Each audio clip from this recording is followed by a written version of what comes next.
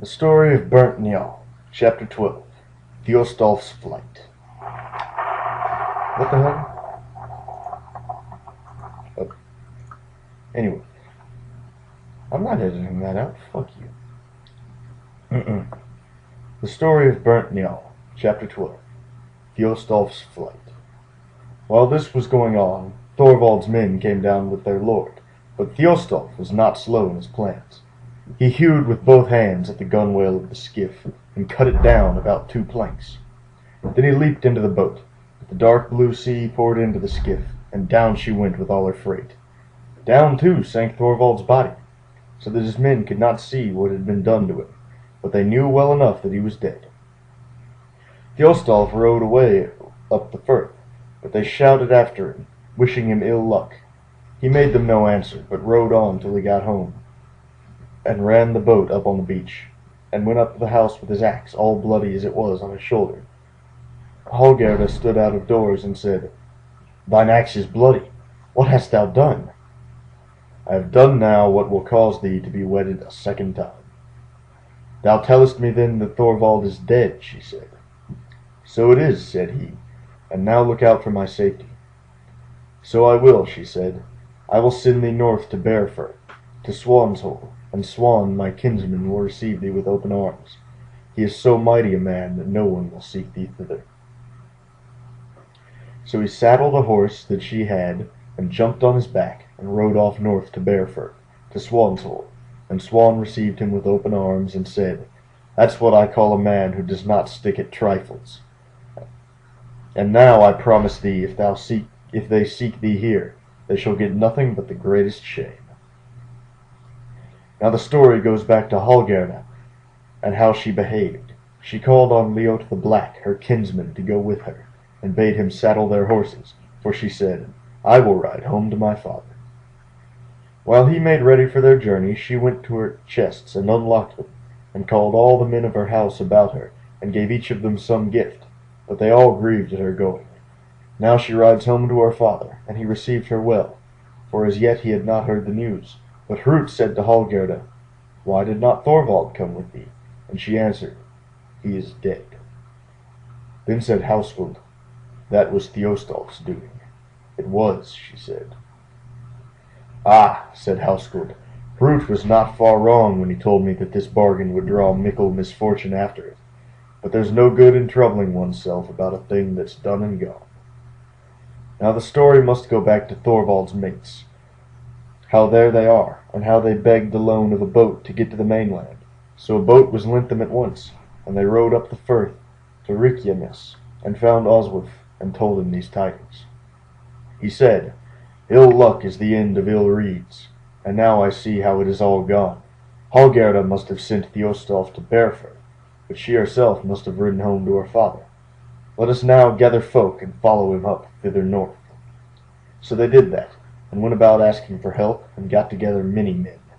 And when they all rode off to Steingrim's river, and so on to Leoth Riverdale, and Sel Riverdale, till they came to Bearfur. Now Swan began to speak, and gasped much. "Now Oswulf's fetches are seeking us out." Then up sprung Thiostolf, but Swan said, "Go thou out with me, there won't be need of much." So they went out both of them, and Swan took a goatskin and wrapped it about his own head, and said, "Become mist and fog, become fright and wonder mickle to all those who seek thee." Now it must be told how Oswulf, his friends, and his men are riding along the ridge. Then came a great mist against them, and Oswulf said, "This is Swan's doing. 'Twere well if nothing worse followed." A little after, a mighty darkness came before their eyes, so that they could see nothing, and then they fell off their horses' backs, and lost their horses, and dropped their weapons, and went over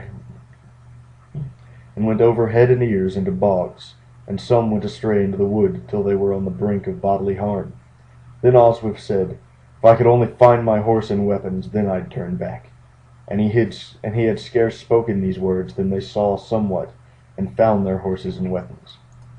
Then many still egged the others on to look after the chase once more, and so they did, and at once the same wonders befell them, and so they fared thrice.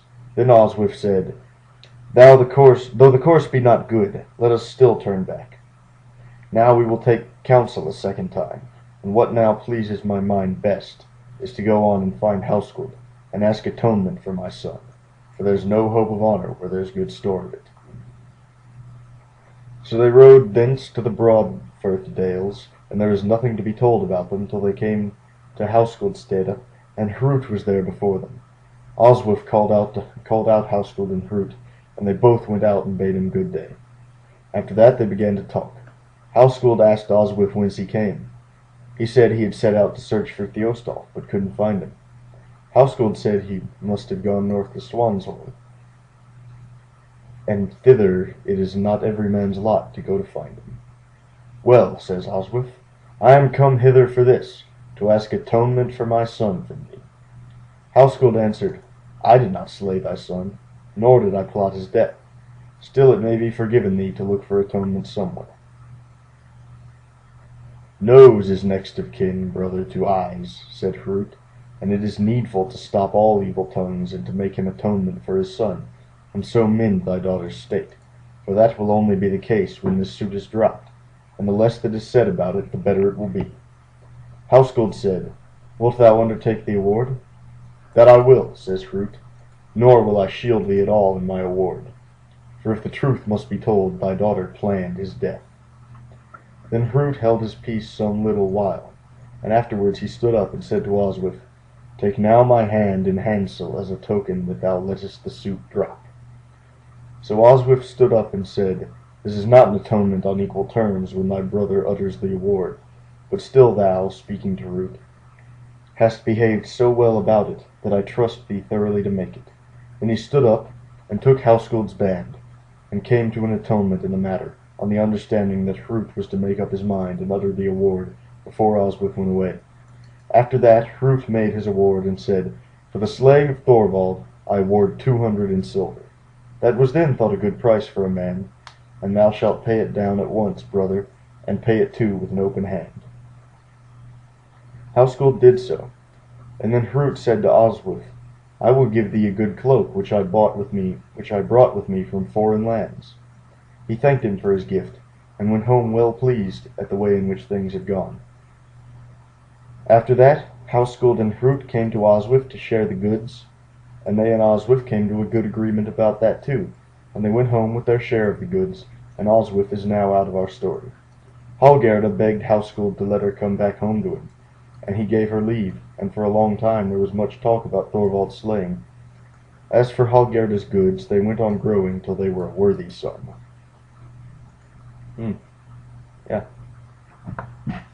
Start off pretty slow, sagas always do, but it's fucking picking up, man.